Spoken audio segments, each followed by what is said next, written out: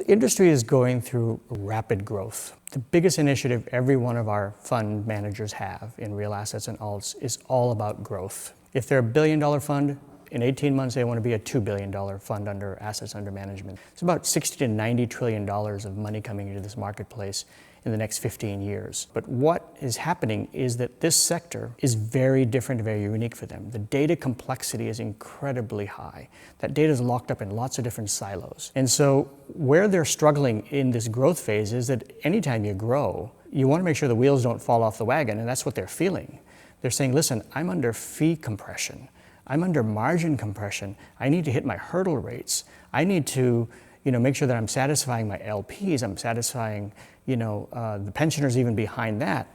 And so there's just this tremendous pressure around, as they're making this decision, the complexity in their organization, the complexity in the data they're dealing with is exponentially bigger than they've ever had to deal with. And so this is what's causing them to say, listen, if I have lower margins to work with, if I have higher expectations and I've got lower fees to work with, I've got to fundamentally change. And that's what's driving the conversation around why change.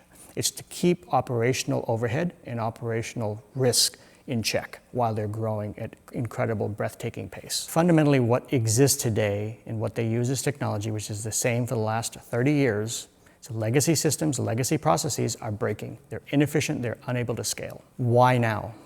It's a perfect storm. Growth, increase in transparency from LPs, reduce fees, compress margin. At some point, the economic curve breaks, and our customers are dealing with that right now.